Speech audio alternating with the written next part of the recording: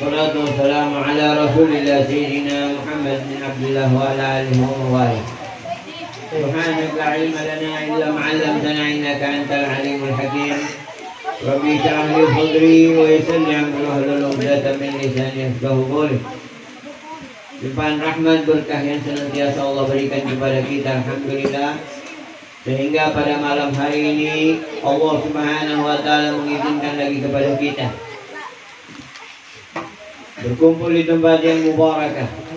Kita sudah banyak berselawat, banyak berzikir, banyak bermunajat. Dari doa-doa yang kita bacakan tadi, selawat yang kita bacakan tadi, munajat yang kita bacakan tadi, itu merupakan suatu yang membuat kita semangat lagi di dalam mendekatkan diri kepada Allah. Semangat lagi kita untuk beribadah. Semangat lagi kita untuk taat kepada Allah Subhanahu wa taala. Dengan banyak berzikir, banyak berselawat, banyak berkumpul di tempat yang mubarakah seperti ini, itu mempunyai keutamaan, di antaranya adalah menurunkan rahmat Allah. Allah Subhanahu wa taala menurunkan rahmatnya bukan cuma di majelis yang seperti ini, tapi di berkat majelis yang seperti ini Allah memberikan rahmat orang yang belum mendapatkan rahmat. Di berkat majelis yang seperti ini Allah mengampunkan orang yang belum mendapatkan ampunan dari Allah Subhanahu wa taala.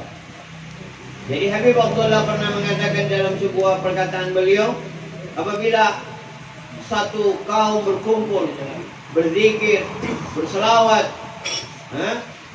mengumandangkan ta'zim kepada Allah, ta'zim kepada agama, ta'zim kepada syariat, itu Allah turunkan sahabur rahmat,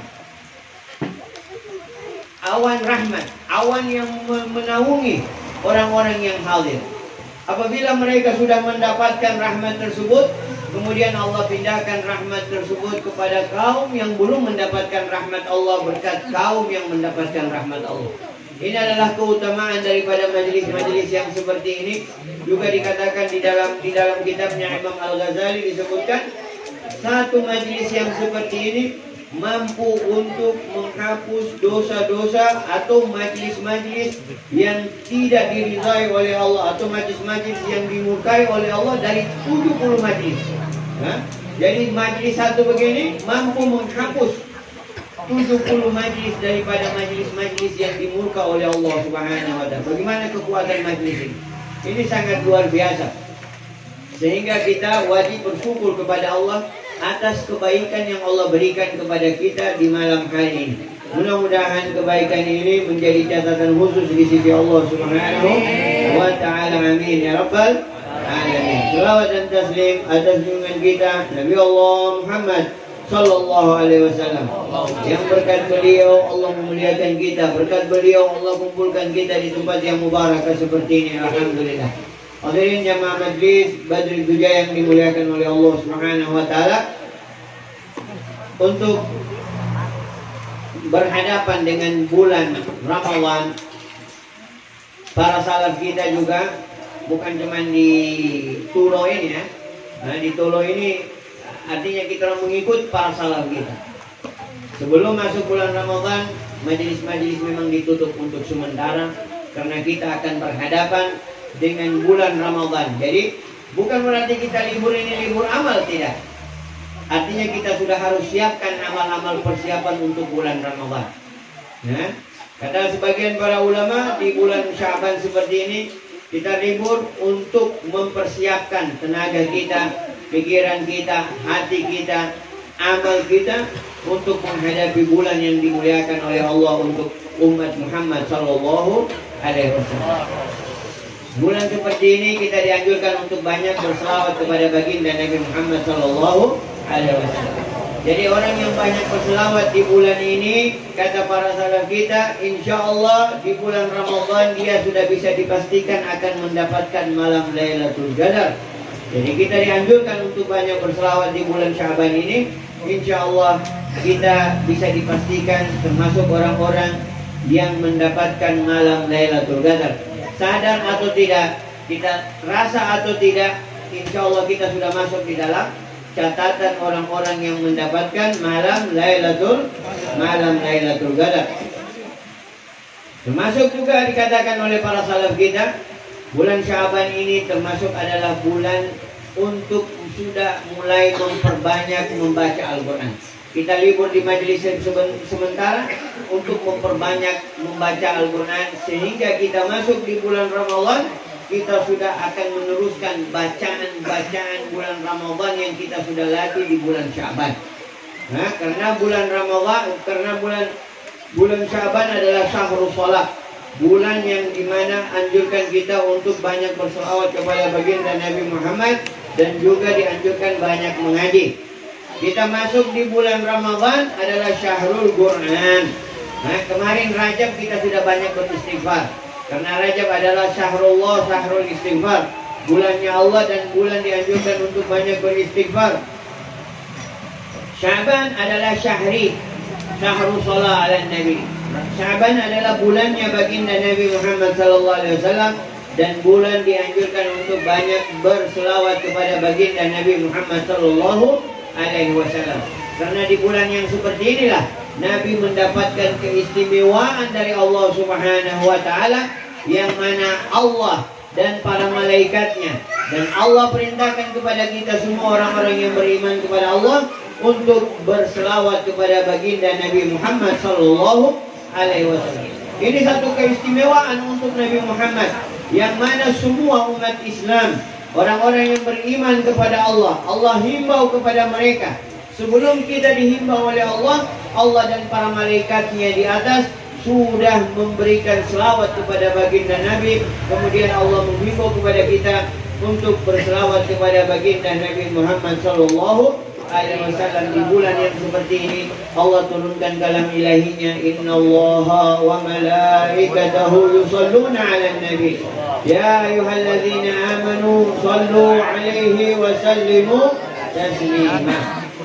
Ini adalah merupakan satu kebahagiaan untuk Nabi kita Nabi Muhammad SAW, satu kebesaran, satu keagungan yang Allah hadiahkan kepada baginda Nabi Muhammad SAW, yang mana Allah senantiasa berselawat kepada baginda Nabi.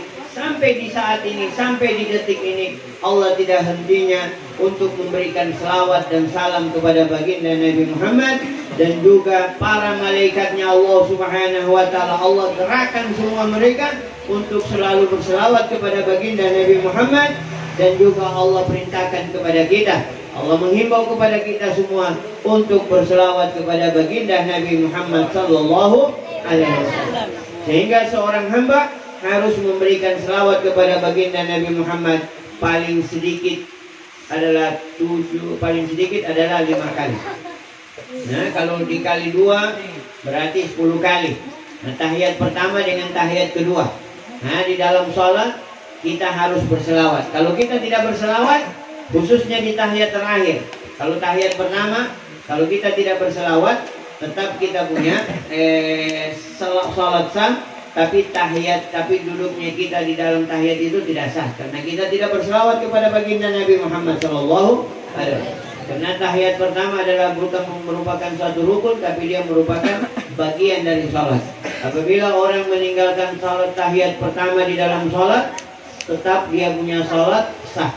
Tapi kalau tahiyat kedua dia tidak berselawat kepada baginda Nabi Muhammad, maka sholatnya batal, sholatnya tidak sah, sholatnya tidak diterima.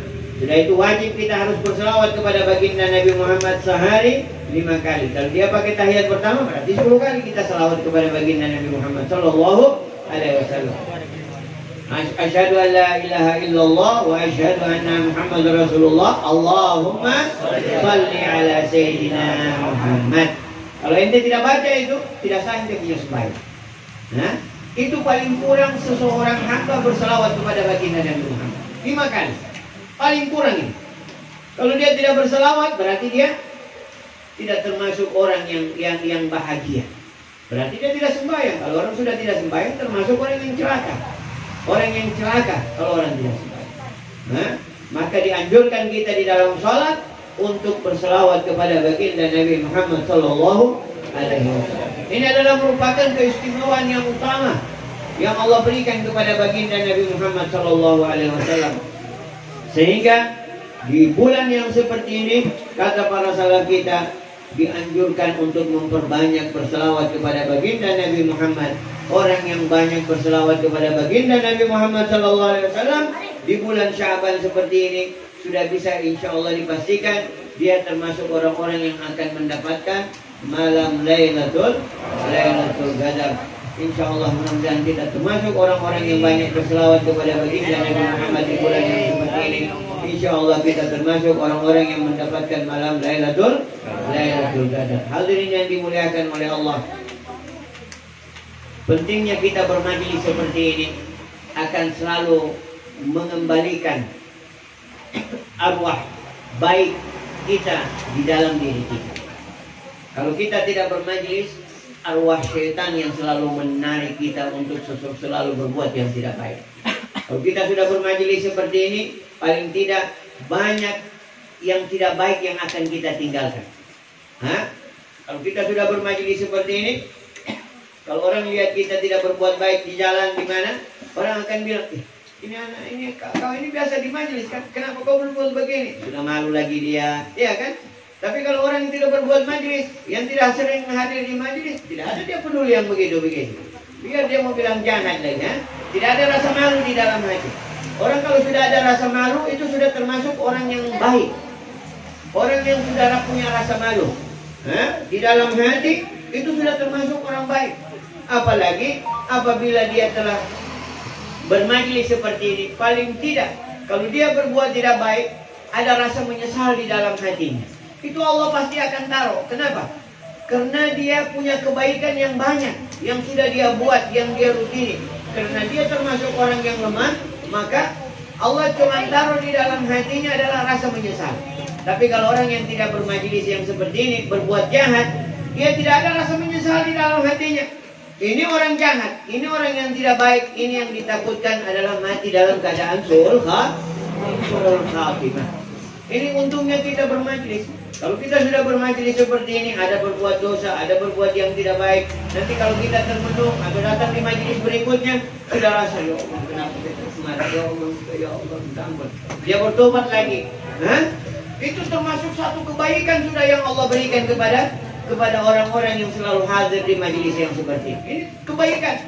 Kalau orang yang tidak baik, kalau dia sudah berbuat dosa, tidak ada dia rasa menyesal.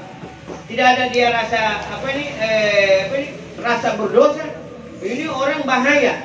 Kalau orang sudah tidak merasa berdosa, berbuat dosa, tidak merasa berdosa. Orang sudah berdosa, dia tidak ada rasa menyesal di dalam hatinya. Orang-orang yang seperti ini ditakutkan matinya su'ul khatimah, mati yang tidak baik, mati yang tidak baik. Orang yang mati yang tidak baik sudah pasti tempatnya di neraka. Tidak ada lagi tempat lain.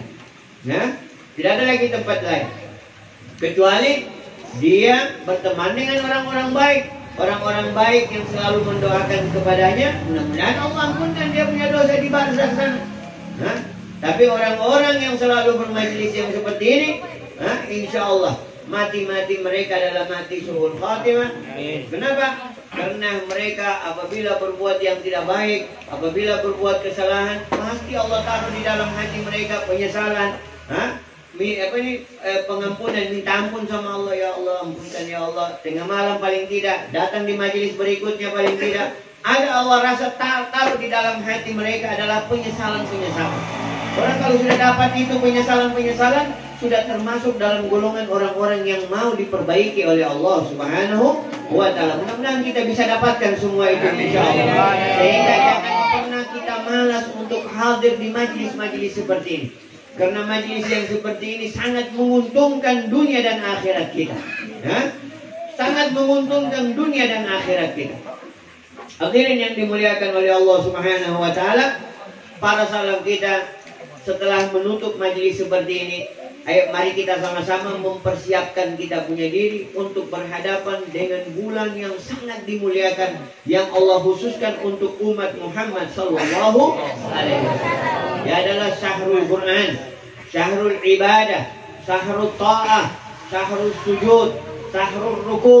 Bulannya ibadah, bulannya kita ruku, bulannya kita sujud, bulannya kita dengan Al-Quran, bulannya kita bermunajat, bulannya kita berdiri di hadapan Allah.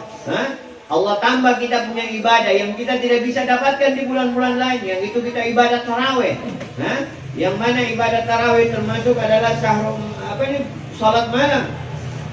Yang mana orang yang salat tarawih, ghufira min dzambih, akan diampunkan dosanya. Man shama ramadhana imanan wa ihtisaban ghufira lahu ma taqaddama. Di dalam hadis lain, man gama ramadhana imanan wa ihtisaban ghufira lahu ma taqaddama min dzambih. Tadi sama. Dalam riwayat lain gama, orang yang bangun tengah malam. Maksudnya apa bangun gama di sini adalah salat tarawih, kata para ulama. Barang siapa yang salat tarawih, dia sudah puasa, kemudian dia tarawih, berarti dua dia punya dapat. Man shama ramadhana imanan ghufira lahu ma taqaddama. Man gama ramadhana imanan ghufira lahu ma taqaddama. Orang yang puasa akan diampunkan dia punya dosa yang telah lalu. Orang yang bangun malam, orang yang salat tarawih akan diampunkan dia punya dosa yang telah lalu. Berarti Ramadan dapat mengampunkan dosa-dosa kita yang telah lalu. Jadi kita berhadapan dengan bulan Ramadan. Sebelum masuk bulan Ramadan, ulama mengatakan kasih bersih memang ente punya hati. Bersihkan ente punya hati. Jangan ada kedengkian, kebencian kepada orang-orang dari hamba-hamba Allah Subhanahu wa taala. Khususnya masuknya di bulan Ramadan, di malam pertama bulan Ramadan dijaga. Malam sebelum masuk maghrib, ente punya hati sudah bersih, ente siapkan ente punya ibadah untuk malam hari. Sebelum masuk maghrib, ente sudah siapkan. Di malam pertama ada kekhususan untuk bulan Ramadan. Yang pada malam pertama Allah memandang semua hambanya. Di muka bumi Allah pandang semua hambanya. Allah lihat yang hati bersih, yang betul-betul mau menghadap sama Allah. Allah lihat orang yang Allah pandang pada malam hari pertama bulan Ramadan, lam yu'adzib ba'dahu abada, kata Allah. Kata baginda Nabi, Allah tidak akan azab selama-lamanya dia itu. Awas, di bulan Ramadan, di malam pertama dijaga baik-baik. Bersihkan hati sebelum masuk bulan Ramadan malam pertama. Karena pandangan Allah khusus kepada hamba-hamba pada malam hari itu. Orang yang dipandang oleh Allah pada malam pertama, kata baginda Nabi Muhammad di dalam hadis qudsi, Allah tidak akan azab hamba itu selama-lamanya. Di dunia dan di akhirat tidak akan diazab. Mudah-mudahan kita dapat pandangan Allah di malam pertama, insyaallah, amin. Kita berharap sebelum masuk bulan Ramadan, di awal malam pertama kita sudah bermunajat sama Allah. Ya Allah, berikan pandanganmu ya Allah di malam bulan pertama, di dalam bulan Ramadan ya Allah. Berikanlah pandanganmu ya Allah. Pandanglah hamba ini ya Allah. Pandang kedua orang tua hamba ya Allah. Pandang istri hamba ya Allah. Pandang anak-anak hamba ya Allah. Pandang saudara-saudara hamba ini ya Allah. Pandang teman-teman hamba ya Allah. Pandang orang-orang yang bermajlis bersama kami ya Allah. Pandang sahabat-sahabat yang dekat kami ya Allah. Minta sama Allah. Ente doakan mereka, orang-orang yang tidak tahu berdoa. Kadang kita tidak tahu berdoa. Ada di antara kita yang pandai berdoa. Orang yang tidak tahu berdoa, kena doanya kita, dia diampuni juga oleh Allah. Betul tidak? Ada yang tidak tahu berdoa di sini kan? Lupa kan biasa? Tidak ingatkan berdoa kan? Yang penting orang biasa sesuai ibadah sudah senang hatinya. Dia tidak berdoa, dia tidak. Padahal doa ini adalah mukhul ibad. Intisarinya ibadah itu doa. Kata para ulama, orang yang berdoa minta rezeki lebih mujarab daripada orang yang kerja 24 jam. Dia punya rezeki lebih cepat dengan doa datang daripada dia bekerja 24 jam. Cuman kita tidak paham itu. Coba ente berdoa betul sama Allah minta rezeki. Allah mudahkan ente punya rezeki. Tapi jaga ente punya ibadah dengan baik dulu. Jaga ibadah. Takut ente minta rezeki, nanti rezekinya ente membawa ente kepada yang tidak baik. Takut ente minta rezeki, Allah kasih rezeki ente, tapi ente lupa sama Allah. Sudah itu ente mulai jaga ente punya ibadah. Kemudian ente minta sama Allah Subhanahu wa taala. Allah tidak pernah tutup pintunya. Allah tidak pernah, cuma ente yang tutup pintu kebaikan ente punya diri. Allah tidak pernah tutup pintunya. Kapan ente mau kembali, Allah terima ente. Yang penting sungguh-sungguh kembali sama dia. Kalau ente sudah kembali sama dia, ente punya dosa, ente minta ampun, Allah ampunkan. Kalau ente minta betul-betul sama Allah ampunan, bukan cuma Allah ampunkan ente. Allah ganti ente punya dosa jadi pahala ente punya dosa. Itu kasih sayang Allah. Itu keutamaannya Allah Subhanahu wa ta'ala. Itu adalah merupakan suatu karam, suatu kebaikan Allah kepada hambanya. Bukan cuma dia hapus. Kalau ente minta hapus, dia hapus. Kalau ente minta lagi betul-betul sama Allah, bukan cuma dia hapus ente punya dosa dia ganti dengan kebaikan. Jadi dosa jadi kebaikan, jadi pahala itu dosa. Subhanallah. Ini tidak ada Tuhan seperti Allah Subhanahu wa ta'ala. Jadi kita harus mengenal Tuhan kita dengan baik. Kita harus mengenal Tuhan kita dengan baik sehingga kita cinta sama Allah. Kita kenal Nabi kita dengan baik sehingga kita cinta sama Nabi kita Muhammad sallallahu alaihi wasallam. Orang yang sudah mendapatkan cinta Allah, cinta Nabi Muhammad sallallahu alaihi wasallam, dia sudah termasuk orang yang bahagia di dalam hidup. Nabi pernah mengatakan, sungguh saya rindu kepada saudara-saudara saya. Apa Nabi mengatakan? Rindu kepada siapa? Saudara-saudara saya, ikhwani, saudara-saudara. Nabi sandarkan sama dia, saudara-saudaranya. Siapa mereka saudara-saudaranya Nabi? Sahabat mengatakan, ya Rasulullah, bukankah kami ini saudara? Kalian adalah sahabatku. Terus siapa saudaramu? Ya Rasulullah, saudara-saudaraku adalah orang-orang yang setelah aku, yang tidak melihat kepadaku, beriman kepadaku, dia cinta kepadaku. Mereka itu adalah orang yang saya rindukan. Siapa yang Nabi rindukan? Adalah orang yang beriman dan orang yang tidak melihat Nabi. Kita ini sudah termasuk. Kita datang kemari untuk apa? Kita mau berselawat, rindu cinta sama Nabi kita, Nabi Muhammad. Kita mau mengagungkan, mau memuliakannya. Sehingga tidak ada di dalam hidup kita kecintaan kecuali kepada Nabi kita Muhammad sallallahu. Ini salah satu trik, cara untuk mendatangkan cinta kepada Nabi kita Muhammad sallallahu alaihi wasallam. Ini adalah satu cara untuk mendatangkan cinta kita kepada Allah Subhanahu wa ta'ala. Kalau kita tidak bermajlis, kita tidak tahu kebaikan Tuhan kita Allah. Kita tidak tahu rahmatnya Allah. Kita tidak tahu keberkahan yang Allah berikan kepada kita. Kita tidak tahu kebahagiaan yang Allah simpan untuk kita semua. Kita tidak akan tahu. Tapi berkat majelis seperti ini, sudah mulai kita kenal sama Allah. Sudah mulai kita bisa sujud sama Allah dengan baik. Sudah mulai kita bisa berzikir, mengingat Allah selalu. Sudah mulai kita berselawat, memberikan selawat kepada kekasih Allah, baginda Nabi Muhammad sallallahu alaihi wasallam. Dengan berkat majelis seperti ini sudah mulai kita tahu menjalankan agama kita dengan baik. Sudah mulai kita tahu berbakti kepada kedua orang tua. Sudah mulai tahu kita di dalam hidup bagaimana kita menjalankan sunnah-sunnah baginda Nabi Muhammad sallallahu alaihi wasallam. Ini semua adalah kebaikan-kebaikan yang Allah simpan untuk kita, yang Allah akan perlihatkan setelah kita bertemu di hadapannya. Jangan kita mengira tidak ada nilai kita duduk di tempat seperti ini. Tadi kita membaca selawat, kita berzikir membaca selawat. Tahu selawatnya kita? Itu malaikat turun kepada kita semua. Turun rahmat Allah. Allah sibukkan semua malaikat turun. Arsy dengan lantunan-lantunan selawat, lantunan-lantunan zikir, lantunan-lantunan munajat itu bergetar. Arsy-nya Allah bergetar. Orang yang mengucapkan kalimat La ilaha illallah saja, itu arsy-nya Allah itu goyang. Sehingga Allah bilang, uskun, diam wahai arsku. Arsy itu menjawab, ya Allah, saya tidak diam kecuali engkau ampunkan orang yang mengucapkan kalimat La ilaha illallah. Allah bilang, saya ampunkan mereka. Diam engkau. Allah ampunkan, terus arsy itu diam. Inilah artinya kemuliaan. Yang mana kalau kita cuma duduk duduk bicara tidak di majlis, kita tidak akan tahu kemuliaan itu. Tapi dengan bermajlis seperti ini adalah suara kita itu didengar sama penduduk langit, para malaikat dan Allah Subhanahu wa ta'ala.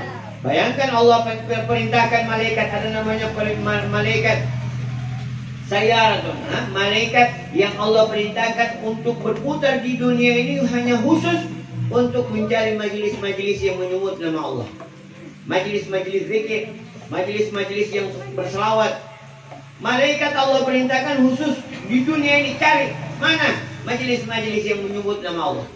Majelis zikir, majelis yang berselawat kepada baginda Nabi Muhammad. Cari. Malaikat turun ke bumi untuk mencatat mana semua majelis dan dilaporkan kepada Allah. Nama-nama kita semua disebut di atas langit sana. Sebelum kita bangun, Allah bersaksi sama malaikatnya, asyhadu anni qad ghafartu. Ya Allah, ya malaikat tuh saksikan, sesungguhnya saya telah ampunkan semua dosa mereka. Ini sangat luar biasa. Kita bersyukur. Setelah majelis seperti ini kita jaga, jangan lagi kita berbuat dosa. Kita jaga, jangan lagi kita kembali. Karena majelis sudah mulai ditutup begini, besok-besok sudah tidak ada majelis. Kalau dosa, tidak ada lagi tempat untuk meminta ampun. Tidak ada lagi tempat yang mana bisa diampunkan lagi dosa kita, kecuali kita minta ampun. Kalau majelis minggu kemarin kita sudah bermajelis, kemudian setelah majelis kemarin kita ada berbuat dosa, kita datang di sini, keluar lagi, diampunkan lagi dosa. Kalau ada majelis, kalau tidak ada majelis, ayo, yang mengampunkan dosa siapa lagi? Kecuali kita bertobat. Kalau kita tidak tahu bertobat, berarti kita punya dosa terus akan ada. Kalau kita tidak tahu meminta ampun, kita punya akan dosa ada. Setelah kita tutup majelis seperti ini, kita jaga kita punya diri baik-baik. Jangan sampai kita berdosa. Kalau berdosa, cepat kembali kepada Allah, cepat bertobat kepada Allah, mengakui kekurangan-kekurangan. Ya Allah, saya hamba-Mu yang lemah. Ya Allah, saya hamba yang belum kuat ya Allah untuk meninggalkan saya. Berikan saya kekuatan ya Allah. Ampunkan dosa saya ya Allah. Berikan saya istiqamah di dalam kebaikan ya Allah. Terus banyak berbuat baik, banyak mengaji, banyak berselawat, banyak beristighfar. Karena semua perbuatan-perbuatan baik itu dapat menghapuskan dosa-dosa. Jangan kita tutup majelis ini. Kita tinggalkan kebaikan-kebaikan yang kita sudah lakukan. Mulai kita berpacu dengan majelis yang baru, yaitu majelis Al-Quran. Di rumah kita buka Al-Quran kita. Para ulama mengatakan, kalau kita sudah tidak bisa jadi ulama, jangan tinggalkan kita punya mihrab. Tidak. Ulama sudah lewat, artinya kita sudah tidak jadi ulama, tidak jadi orang yang paham agama. Kata para ulama, jangan tinggalkan mihrab. Artinya mihrab, artinya ibadah dengan baik ini. Jaga ente punya ibadah dengan baik sudah. Kalau ente sudah tidak bisa ibadah dengan baik karena kesibukan, ulama kasih jalan satu, jaga ente punya adab, jaga ente punya akhlak. Jaga ente punya adab, jaga ente punya akhlak dengan baik. Hormati yang tua, hormati para ulama, hormati orang-orang soleh. Sayangi yang kecil. Ente punya adab dijaga, hati ente kasih bersih. Ini. Kalau ente sudah tidak bisa jadi ulama, ente punya mihrab, ente jaga. Ibadah ente jaga. Kalau ente sudah setengah mati jaga mihrab karena ente punya kesibukan, yang paling terakhir adalah jaga adab ente. Di majlis ente duduk baik-baik, hadir baik-baik, hadirkan hati, bermunajat ente kepada Allah. Jangan bohong. Itu adab sama Allah. Bersihkan hati, jangan hinakan orang, jangan rendahkan orang. Itu adab sama Allah, adab sama hamba Allah. Ente jaga baik-baik. Ini sudah termasuk satu kebaikan yang Allah berikan kepada kita, bisa hadir di majelis yang seperti ini. Untuk sementara kita tutup majelis kita dan kita berhadapan dengan majelis yang lain, yaitu majelis Al-Quran. Artinya kita akan siap-siap untuk banyak membaca Al-Quran. Kita siap-siap untuk latih diri kita untuk banyak sujud kepada Allah. Karena kita akan berhadapan dengan tarawih. Jangan tarawih kita nanti cuma 10 pertama yang ramai di masjid, 10 kedua, 10 ketiga sudah tidak ada lagi ke masjid. Berarti kita tidak tahu ibadah. Pada hari Ramadan itu yang paling mulia di 10 terakhir. Di 10 terakhir sudah kosong masjid. Berarti kita tidak tahu ibadah itu. Jangan. Kita anak-anak muda, mulai dari sekarang kita niatkan, insya Allah 1 sampai 30 Ramadan kita akan ramaikan masjid. Siap tidak? Siap. Ayo ente lihat masjid yang besar. Saya mau tanya ulang, siap tidak mau ramaikan masjid dari tanggal 1 Ramadan sampai 30 Ramadan? Siap tidak? Siap. Ente tanamkan niat dari sekarang. Kalau ente perkuat niat dari sekarang, Allah kasih kuat ente 30 Ramadan. Niat ini menguatkan ibadah kita.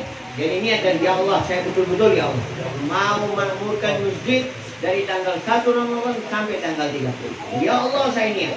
Berikan saya kekuatan ya Allah. Insya Allah Allah kasih kuat. Pada hari Ramadan itu yang paling penting 20 terakhir, 10 terakhir itu yang paling penting Ramadan. Karena disitulah yang ditunggu-tunggu yaitu malam Lailatul. Jadi berusaha di 10 terakhir kita sudah berpacu lebih daripada 10 pertama dan 10 kedua. Aja kita punya anak-anak, aja kita punya istri, aja kita punya saudara-saudara, di 10 terakhir kita sudah berpacu lebih daripada semangat kita di 10 pertama dan 10 kedua. Jangan terbalik, 10 pertama oke, rame.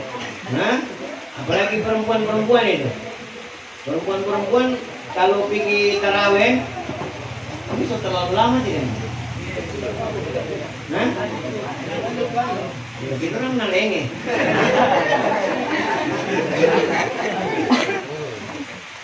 Ya, perempuan-perempuan kalau seandainya bisa bikin tarawih bersama di rumah lebih bagus. Kalau seandainya bisa.